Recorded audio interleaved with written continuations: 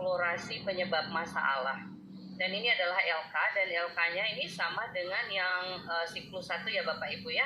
Insya Allah Bapak Ibu tinggal memperkuat lagi, mempermatang lagi pada kegiatan ini. Nah, ini bagian eksplorasi penyebab masalah ya. Jangan lupa ini untuk mengisi nama mahasiswa, asal institusi. Lalu kemudian saya izin menyampaikan petunjuk pada langkah ini. Bapak Ibu diminta untuk melakukan eksplorasi ya, ataupun melakukan mengeksplorasi penyebab-penyebab masalah yang telah Bapak Ibu identifikasi pada 2 hari kemarin ya. Hal ini yang perlu diperhatikan Bapak Ibu ya. Yang pertama adalah kajian literatur. Kajian literatur, Bapak Ibu lakukan pencarian literatur terkait masalah yang diidentifikasi. Jadi literatur itu boleh Bapak Ibu ambil dari artikel, kemudian jurnal, baru kemudian buku, sumber, dan informasi lainnya. Lalu kemudian identifikasi faktor-faktor yang dikaitkan dengan masalah tersebut berdasarkan temuan dalam literatur itu. Jadi untuk mencantumkan atau apabila Bapak Ibu mengambil bahan atau literaturnya dari artikel, jurnal, ataupun buku sumber informasi lainnya, harus jelas ya artikelnya, siapa yang menulisnya, kemudian tahun berapa ya, itu yang harus jelas Bapak Ibu cantumkan juga. Demikian juga jurnal, buku, dan sumber informasi yang lainnya. Terkait untuk kajian literatur ya Bapak Ibu ya, ada informasi yang sempat saya dapat dari Ibu dosen sebelumnya. Bapak Ibu bisa mencari di Google Scholar. Di Google Scholar itu banyak jurnal-jurnal yang terkait dengan proses pembelajaran, tinggal mengetik saja Bapak Ibu. Misalnya rendahnya motivasi atau apalah terkait dengan permasalahan yang Bapak Ibu hadapi di sekolah. Insya Allah Google Scholar, insya Allah bisa membantu Bapak Ibu menambah referensi lah Bapak Ibu untuk literaturnya. Yang berikut Bapak Ibu akan melakukan wawancara dengan guru, kemudian kepala sekolah atau pengawas sekolah atau rekan sejawat di sekolah. Nah, sekarang wawancara apa yang akan Bapak Ibu lakukan di situ?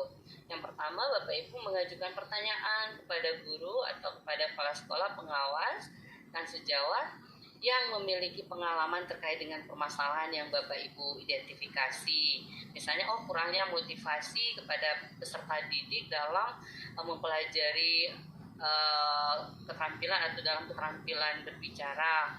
Nah, sekarang kalau ada Bapak Ibu atau teman atau rekan Bapak Ibu, apakah dia satu sekolah atau satu komunitas, misalnya di MGMP, Bapak Ibu bisa bertanya kepada mereka, menanyakan pengalaman mereka, kira-kira apa ya penyebab sampai kurangnya motivasi anak di dalam berbicara atau menulis dan sebagainya. Lalu kemudian menanyakan pengalaman, pandangan mereka, pemikiran mereka mengenai penyebab masalah tersebut. Kemudian jangan lupa Bapak Ibu untuk mencatat hasil wawancara tersebut sebagai referensi untuk menganalisis penyebab masalah. Yang berikut Bapak Ibu, wawancara dengan pakar dan pihak terkait lainnya. Nah, pakar di sini kadang-kadang orang berpikir pakar di sini kita harus carinya siapa ya? Nah, di sini carilah pakar atau pihak terkait lainnya yang memiliki keahlian atau pengalaman. Mungkin dosen yang pernah mengajar di Bapak Ibu atau bergabung dengan Bapak Ibu pada perkuliahan. Kemudian sempat saya bertanya juga kemarin pada beberapa teman, selain dosen siapa lagi yang bisa dijadikan sebagai pakar? Bisa juga Widya Iswara ya, yang berada di BGP mungkin ya. Kemudian tanyakan saran dan rekomendasi mereka mengenai langkah-langkah yang dapat diambil untuk mengatasi masalah tersebut. Lalu kemudian juga Bapak Ibu bisa meminta mereka untuk memberikan masukan ataupun arahan untuk membantu Bapak Ibu menganalisis penyebab masalah itu. Yang kemarin itu sesuai pengalaman di bagian ini ya, wawancara dengan pakar dan pihak itu yang kadang-kadang karena waktunya sangat mepet ya Bapak Ibu ya, sehingga kadang-kadang mahasiswa tidak bisa menemui atau tidak bisa bertemu atau mendapatkan pakar yang bisa diwawancarai. Oleh sebab itu kemarin kami memberikan rekomendasi ya kepada pada pihak panitia jika boleh waktu untuk wawancara itu sedikit ditambahkan. Tapi kembalinya lagi, apakah itu akan direalisasikan atau tidak, Bapak Ibu apapun yang Bapak Ibu hadapi sekarang, insya Allah bisa dimudahkan ya, terutama untuk mencari pakar dan pihak lain terkait yang yang menjadi sumber daripada wawancaranya Bapak Ibu ya. Setelah Bapak Ibu mengumpulkan informasi dari langkah-langkah di atas, Bapak Ibu dapat menggunakan data tersebut atau data yang sudah Bapak Ibu kumpulkan untuk menjadi dasar dalam menganalisis dan mengidentifikasi penyebab dari permasalahan yang lebih spesifik lagi ya. Apabila Bapak Ibu sudah mengetahui penyebab permasalahannya, maka Bapak Ibu insya Allah akan dapat merencanakan strategi ataupun tindakan yang tepat untuk mengatasi permasalahan tersebut. Jadi Bapak Ibu, ini seperti ini ya, tabel hasil eksplorasi penyebab masalah yang telah diidentifikasi. Yang kemarin ya Bapak Ibu ya, tinggal Bapak Ibu copy paste di sini. Kemudian hasil eksplorasi penyebab masalah. Lalu yang berikut analisis eksplorasi penyebab masalah.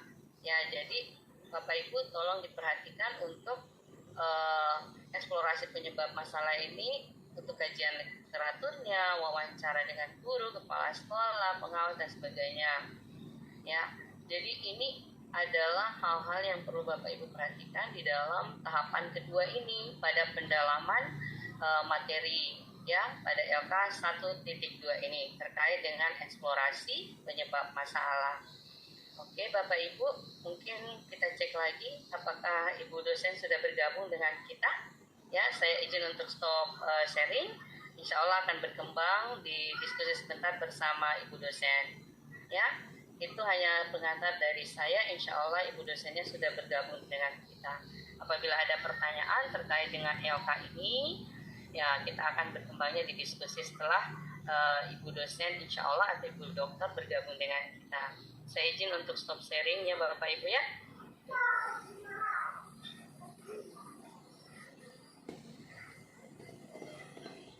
Oke, kita cek dulu Bapak Ibu, apakah Ibu dosennya sudah bergabung dengan